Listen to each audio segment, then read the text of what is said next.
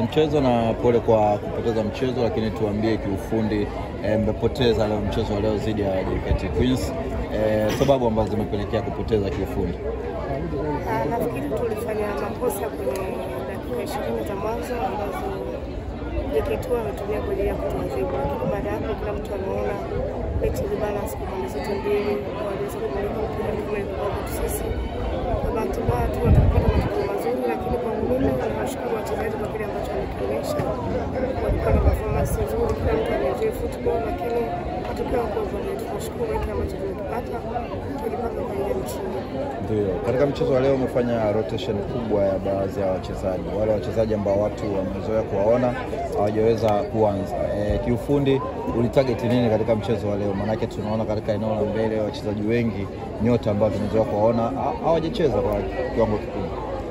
Mimi nafikiria hakuna mwalimu ambaye anapenda kuweka mchezaji ambaye anamtegemea nje. Kulikuwa kuna injuries hapo na pale na walikuwa wanauma hajafanya mazoezi siku 3 zimepita, kwa hiyo ilikuwa ni ngumu kwa mimi kuona kwamba hapa nafasi ya mchezo, kwa sababu kikosi kama unavyokiona umeona mtu kama Ariet alikuwa majeruhi lakini amerudi na alikuwa fit na wale kuanzisha. Wachezaji ambao kuona leo kulikuwa kuna sababu hao kwa nje kwa sababu hawakuwa fit. Mimi kama kocha siwezi kumpa mchezaji nafasi ambaye amekaa nje siku 3 nyuma kabla ya mechi ili kumpa nafasi ya kuanza. Tutengeneza sifa mbaya kwa wachezaji wengine kwa sababu kila mtu anafanya mazoezi kwa ajili ya kucheza mechi. Mtu ambaye anakuwa tayari kila mtu anaona wale ambao wamepewa nafasi wameweza kuperform. Kibaya zaidi ni kwamba tupata matokeo mazuri ya ushindi, lakini performance ya timu ilikuwa nzuri. Ndio, umepanga baadhi ya wachezaji wengine kwa namna ambavyo wamecheza leo, umefurahishwa na kiwango cha timu yako kiujumla?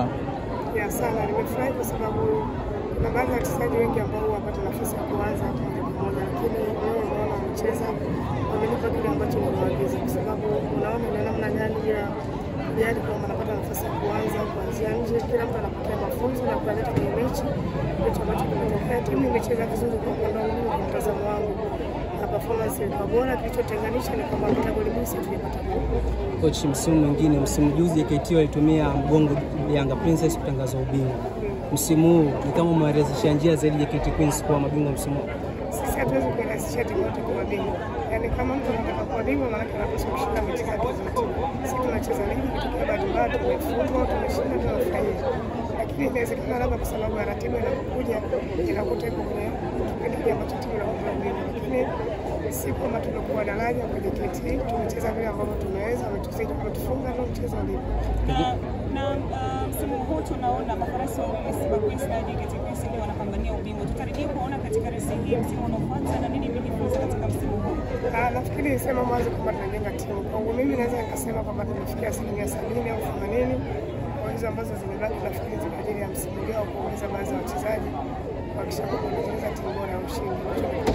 Lakini improvement ya timu kila mtu ameiona. Kitu kidogo tu ambacho kimetenganisha ni matokeo ya leo kufunga goli mbili. Nafikiri tutakuwa na msimu ujao.